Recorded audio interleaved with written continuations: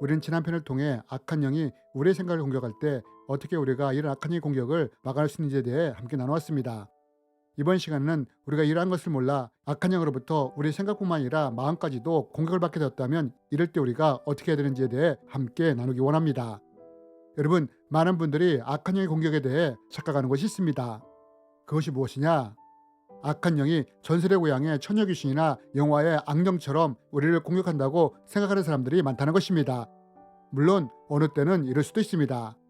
악한 영이 보기에도 스스로 만만해 보이는 사람이라면 이렇게 공격할 수 있는 것입니다. 그러나 대부분 악한 영들은 크리스찬들에게는 절대로 이렇게 할 수 없다는 것입니다. 왜냐하면 믿는 크리스찬에게는 자신이 알든 모르든 악한 영을 대적할 수 있는 영적인 권세가 주어져 있기 때문입니다. 그래서 악한 영들이 믿는 자들을 공격할 때는 반드시 자기를 드러내지 않고 숨어서 공격한다는 것입니다. 그리고 특별히 악한 영들이 우리를 공격할 때는 가장 먼저 우리의 생각을 공격한다는 것입니다. 여러분, 사탄이 가룟 유다나 베드로를 공격할 때도 가장 먼저 생각을 공격하지 않았습니까? 악한 영들은 부정적인 생각, 나쁜 생각, 왜곡된 생각, 악한 생각, 죄된 생각, 반하나님주의적인 생각들을 넣어 우리의 생각을 무너뜨려 가는 것입니다.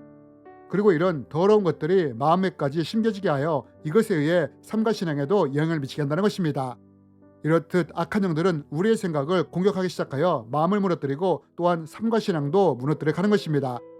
그래서 우리는 악한 영들이 이렇게 하지 못하도록 우리의 생각의 단계에서부터 차단하는 훈련을 해야 하는 것입니다. 이미 이것은 지난 편을 통해 다루었습니다.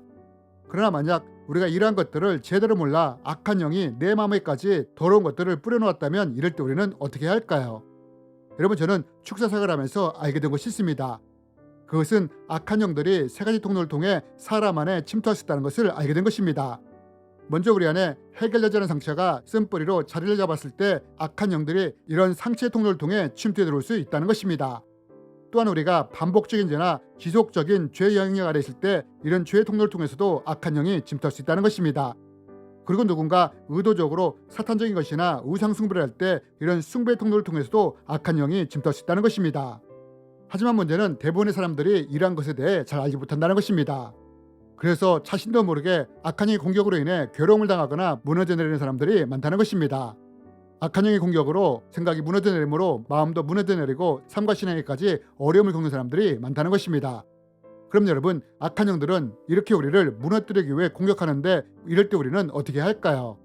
특별히 오늘은 악한 영들이 어떤 방식으로 우리의 마음을 무너뜨리며 침투할 수 있는지, 그리고 우리는 이러한 것에 대해 어떻게 대적하며 해결할 수 있는지에 대해 함께 나누기 원합니다. 여러분, 저는 앞에서 우리 마음에 상처의 쓴뿌리가 있을 때 악한 영이 침투할 수 있다고 말씀을 드렸습니다. 악한 영들은 이러한 침투의 통로를 만들기 위해 우리의 생각을 공격하며 마음에 더러운 것들을 심고자 하는 것입니다. 그리고 악한 영들이 우리 마음에 심고자 하는 것 중에 하나가 바로 상처의 쓴뿌리라는 것입니다. 왜냐하면 이러한 것이 우리 안에 심겨질 때 악한 영이 이러한 상처의 통로를 통해 침투해 들어올 수 있게 되기 때문입니다. 그렇다면 여러분, 악한 영들은 이런 식으로 우리 안에 침투해 들어올 수 있는데 우리 안에는 이렇게 악한 영이 침투할 수 있는 이러한 상처의 쓴뿌리가 있을까요? 없을까요? 아마 있을 수도 없을 수도 있을 것입니다. 그러면 여러분, 우리 안에 이러한 것이 있는지 없는지를 어떻게 알 수 있을까요? 여러분, 제가 축사사역을 할 때 가장 먼저 하는 것이 있습니다. 그것이 무엇이냐? 그것은 그 사람 안에 상처의 쓴뿌리가 있느냐 없느냐를 찾는 것입니다. 그럼 제가 그 사람 안에 상처의 쓴뿌리가 있느냐 없느냐를 어떻게 찾느냐? 먼저 치유의 사역에 대해 설명을 드린 후에 그분의 삶의 이야기를 듣습니다. 그분이 기억할 수 있는 어린 시절의 순간부터 현재까지의 이야기를 다 듣습니다. 이러면서 그분 안에 있는 상처가 무엇인지를 알아냅니다. 이런 후에 제가 어떻게 하느냐? 예를 들어 아버지로부터 상처를 받은 것이 있다면 당시에 받은 상처를 기억하며 비록 그 자리에 아버지는 없지만 아버지가 있다고 가정하고 당시의 마음을 말해보려고 합니다. 이러면 사람들이 처음에는 머뭇거리지만 말문이 터지면 당시의 상황으로 돌아가 자신의 마음을 나누기 시작합니다. 그런데 이때 자기의 마음을 나누면서 둘 중에 한 가지의 반응이 나타나게 됩니다. 하나는 자신의 상처에 대해 나눌 때 아무런 감정적인 요동이 없이 나눈 경우가 있습니다. 또 하나는 이와 정반대로 미움과 분노의 감정이 동반되는 경우가 있습니다. 여러분, 제가 어떻게 그 사람의 마음속에 상처의 쓴뿌리가 있는지 없는지를 분별하느냐? 그것은 상처들 중에 여전히 미움과 분노의 감정이 남아있느냐 없느냐를 통해 이것을 분별한다는 것입니다. 만약 어떤 상처가 그 안에서 쓴뿌리가 되었다면 그 상처가 10년, 20년, 30년이 되었다 하더라도 미움과 분노의 감정이 올라오기 때문입니다.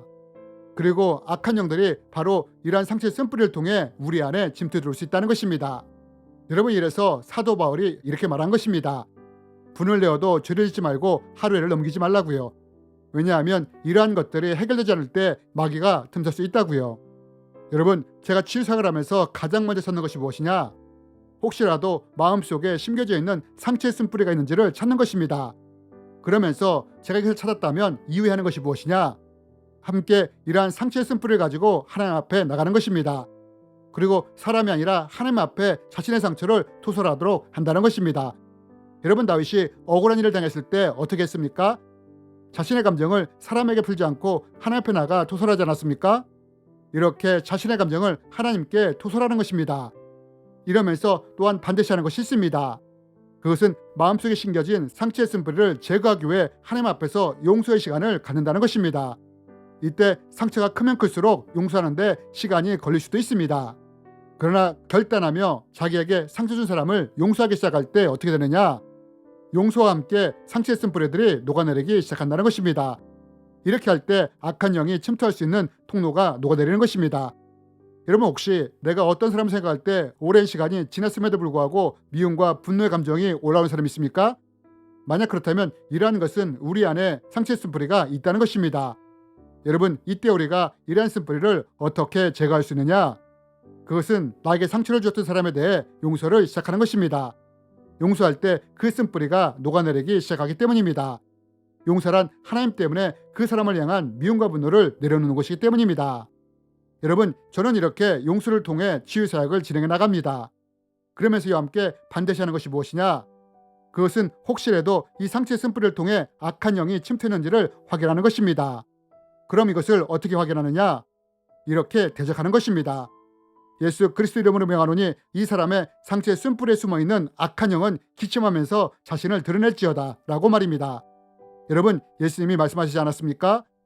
믿는 자에게는 이런 표적이 따르리니 귀신을 쫓아내며 뱀을 집어올린다고 말입니다.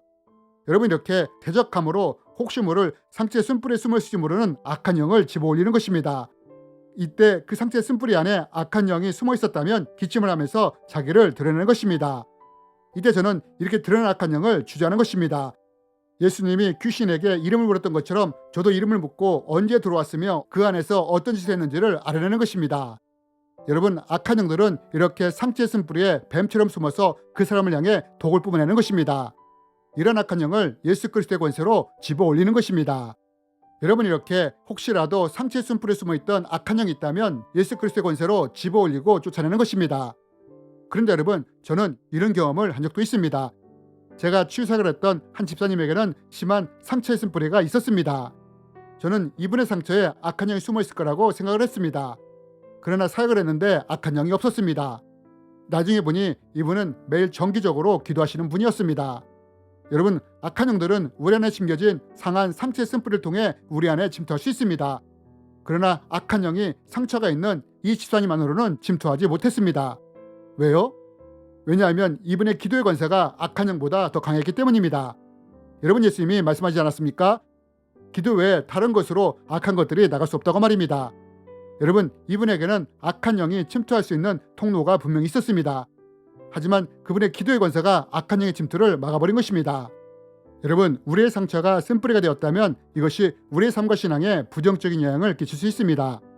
더욱이 이 상처 안에 악한 영이 침투하여 숨어 있다면 이 악한 영은 뱀처럼 숨어서 독을 우리에게 뿜어내게 됩니다. 그래서 우리는 우리 안에 숨어 있는 이런 악한 영을 반드시 제거해야 하는 것입니다. 그러면 만약 내 상처의 쓴뿌리 안에 악한 영이 숨어 있다면 우리가 이것을 어떻게 쫓아내면 되느냐? 가장 먼저 할 일은 내 안에 상처의 쓴뿌리를 제거하는 것입니다. 이것을 치유할 수 있는 단 한 가지 방법은 있는 것이 아니라 하나님 앞에 나가 용서를 하는 것입니다. 나를 상처 준 그 사람에 대한 미움과 분노가 사라질 때까지 용서하고 용서하는 것입니다. 그리고 난 후에 혹시라도 상처의 쓴뿌리 안에 악한 영이 숨어 있을지도 모르므로 이렇게 대적하는 것입니다. 예수 그리스도 이름으로 명하노니 내 상처에 숨어 있는 악한 영은 기침을 하면서 드러낼지어다 라고 말입니다. 반복해서 명할 때 악한 영이 있다면 기침하면서 드러날 수 있습니다. 이때 예수님의 이름으로 쫓아내면 됩니다. 만약 그 안에 악한 영이 없다면 증상이 나타나지 않을 수 있습니다. 그러나 혹시라도 나의 영적 권세가 약해 악한 영이 드러나지 않았더라도 걱정하지 않아도 됩니다. 왜냐하면 내가 하나님 앞에서 용서를 통해 내 상처를 치유했다면 악한 영이 머물 곳이 사라지게 되므로 결국 악한 영이 떠나가기 때문입니다.